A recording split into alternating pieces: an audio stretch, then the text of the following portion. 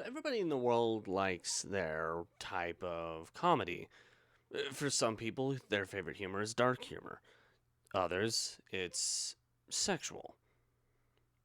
And for many others, at least from what I've noticed and in myself, to some, the best humor is adaptive humor.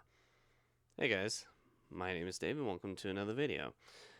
Um, Today I kind of wanted to talk about that adaptive humor. Why do I feel like that's going to be hard for me to say for whatever reason? It's not just because that's the kind of humor that I do a lot of the time, but it's the kind of humor that I enjoy. Um, a great example of this actually would come from um, actor comedian Jim Carrey, who is, I wouldn't say by far, but definitely still my favorite actor to watch. Mainly because he does give off that kind of adaptive humor. And it shows in a lot of the movies he's done. Like a lot of the stuff that was kept in a lot of the movies he's done was completely improv. And it was hilarious either way around. And the interesting thing is, I don't know if it's from watching him or not, like his movies like Liar Liar, How the Grinch Stole Christmas during the holiday season, and most recently the Sonic films. Um, I kind of grew to have a similar humor to the degree where in real life I've actually had a lot of people compare me to that style of humor. The style that's given off by people like once again Jim Carrey, by actually, I'm trying to think of like a variety here. I'm having a lot of brain farts today, so forgive me for that. But I think a couple other examples. I guess I just said that one because it's the one people say all the time to me. The people at least do bring that kind of thing up. Um, but why? Like, well, what about adaptive humor appeals? Well, say you're part of a friend group who likes dark humor, but that friend group eventually parts, and then you become a part of another friend group that suddenly likes like humor that's very offensive. Um, the nice thing about adaptive humor is, at least from what I've noticed, and from what I've experienced in my own self, it's easy to go from one type of humor to the other over a certain period of time. A good example from my end. When I was a teenager, I used to really, for whatever reason, like dark but sexual humor. Um, Granted, when I was a teenager in high school, one of my best friends is goth. The other one was a musician who was very, very open minded. um, those were like my two best friends at the time. One of them being Becca, I still talk to a lot.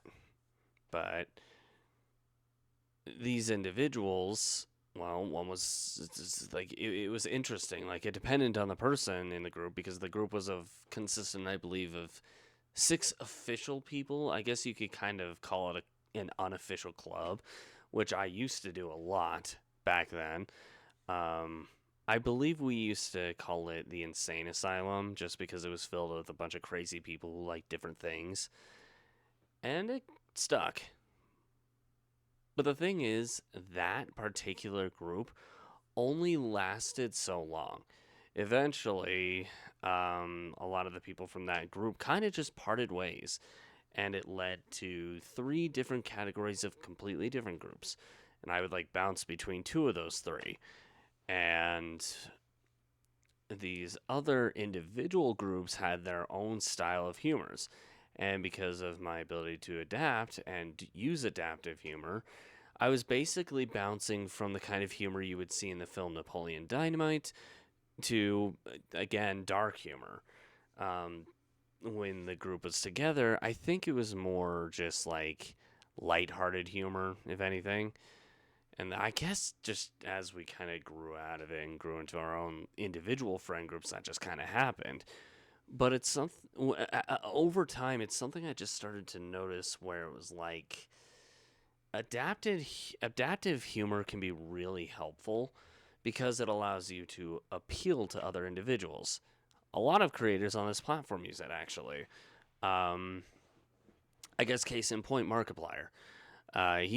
It also, I think it also has to do with like growing into a certain maturity level, but using Markiplier is a good example of this. Back in his earlier years on this platform, his humor was very over exaggerated. But the further in he went, and I'm sure anybody who's big fans like of his, like myself, probably noticed there was a lot more of a serious tone to him, but that humor was still there. It was more, it went from open minded, over exaggerated to still open minded, but more to a fault, more user friendly humor. Now, obviously, it's not family friendly humor for reasons not going to get into, but it is user friendly. And yeah, part of it probably has to do with the platform kind of needs you to do that when you work on the platform. But I think another part of it has to do with just his own individuality, his own personality. Because he's, I don't know, I've always been able to tell he has like an adaptive humor.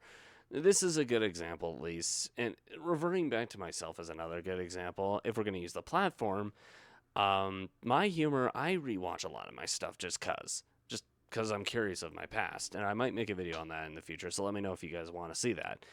My humor has bounced from being like in your face kind of humor to the type of humor right now where I will create individual characters, and whatever character matches the scenario that I come up with for the video, the best kind of just applies to that. Good example of this, the first Mario game I ever officially did a Let's Play of this channel, and I'm not counting Mario Kart, would be Super Mario Galaxy. My humor in that is so in your face that it's really hard to just go like you can't really, if you were to compare it to right now, you can see a difference. Now it's the same me. My humor type has only changed because of the people I hang around and because of that adaptability thing. Back then, you'll see me like going, "Oh, Rosaline is my bae," and like making ridiculous like lovey-dovey in your face or um well, mainly in your face kind of humor, but that's just something that Super Mario Galaxy had a lot of, and mainly because that game was and still is my favorite Mario game.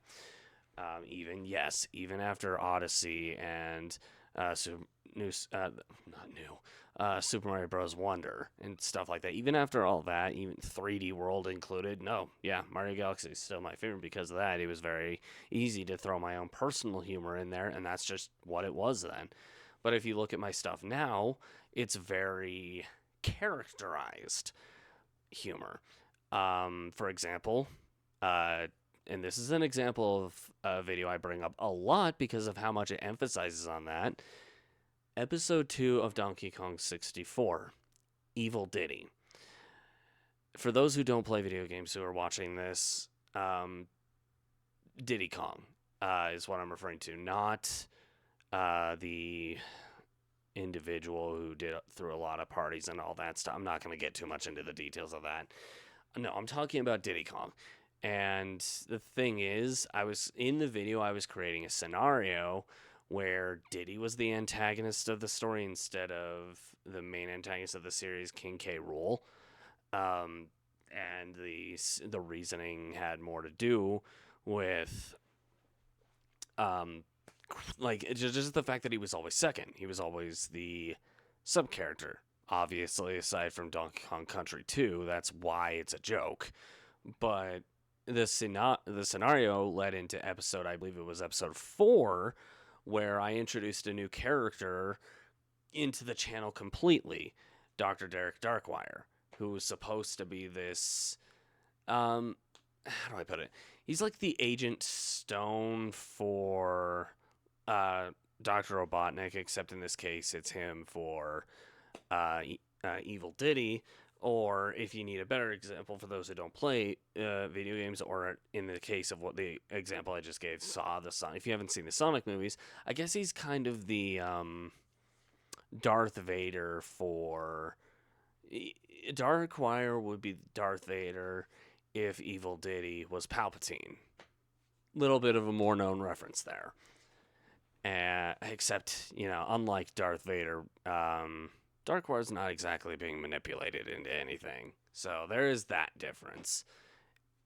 As it stands right now, I still need to create a story arc for him. I have other story arcs ready that I'm trying to prep for characters like Bob or Karen. But these two, again, are really good examples of adaptive humor.